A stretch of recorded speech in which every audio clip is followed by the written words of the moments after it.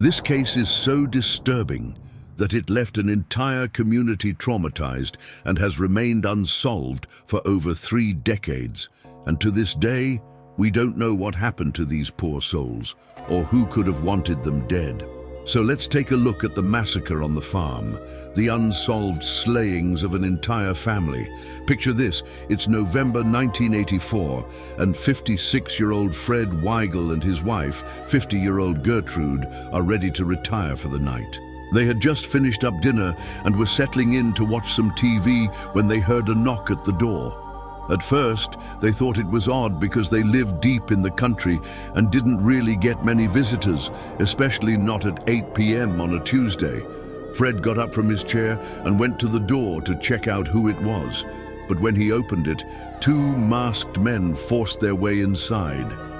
The couple had been living on this isolated farm in Butler County, Kansas for decades. It was just outside the small town of Potwin, which only had a population of about 400 people.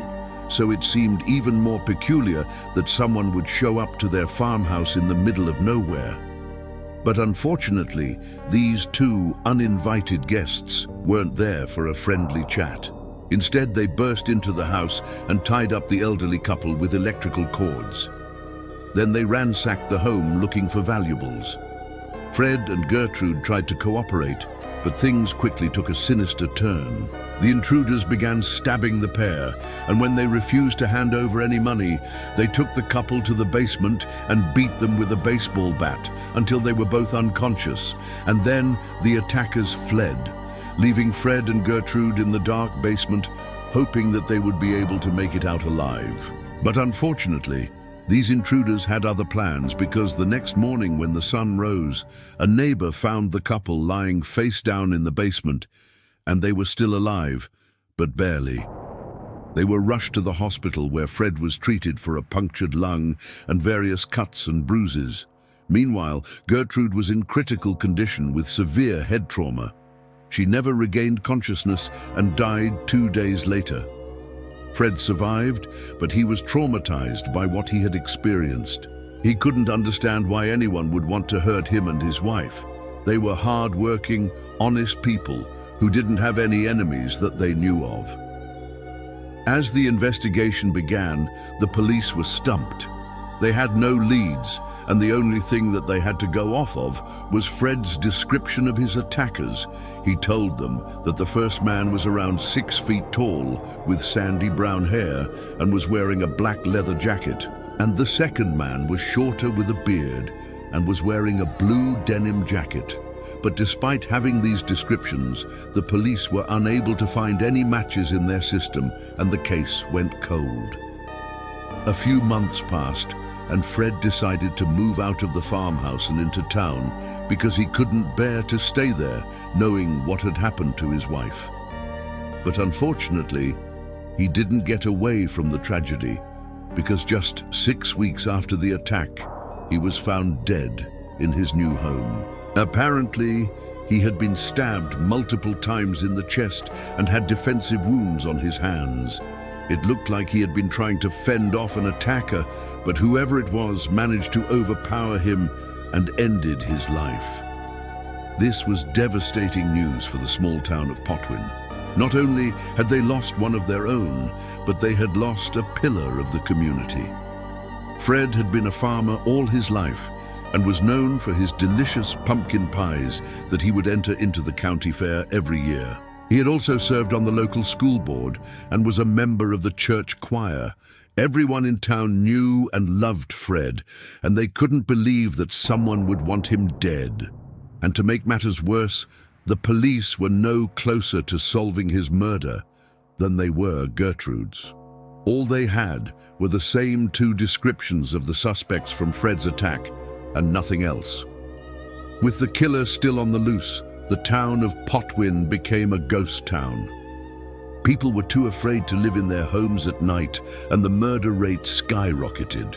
Even during the day, people were afraid to leave their doors unlocked, fearing that they would be the next target. And the economy began to suffer because nobody wanted to visit a place that was being terrorized by a mysterious killer. As the years went on, The police continued to investigate, and they interviewed everyone who knew Fred and Gertrude, but nobody had any new leads. It was as if the killer had vanished into thin air.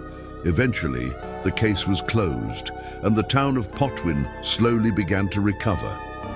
People started to feel safe in their homes again, and the economy started to improve. But the question of who killed Fred and Gertrude Weigel remained unanswered.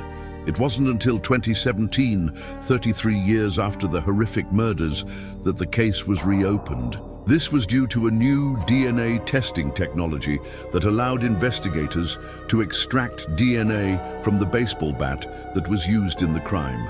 But even with this new evidence, the police were unable to match the DNA to anyone in their system. So let's take a look at some of the theories surrounding this bizarre case.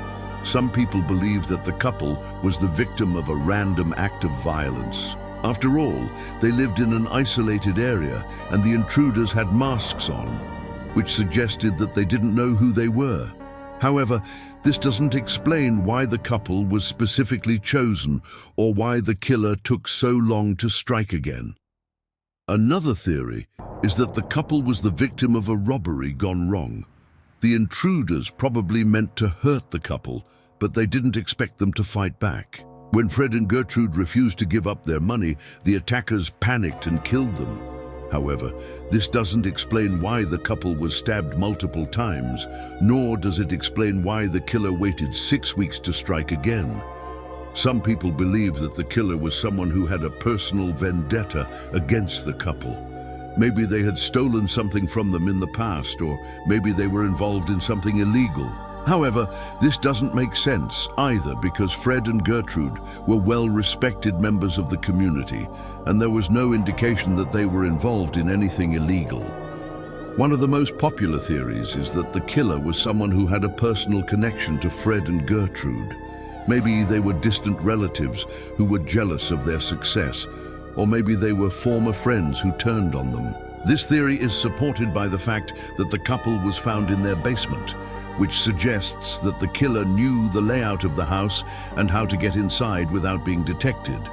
But ultimately, none of these theories can be proven, and the mystery of who killed Fred and Gertrude remains unsolved. This case is truly a tragedy.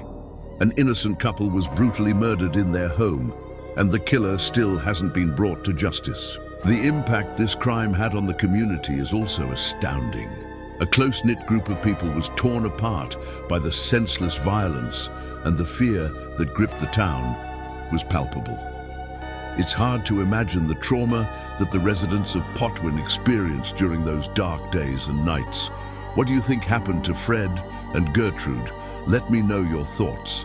And if you enjoyed this video, please hit the thumbs up button below. Thanks for watching, and see you next time.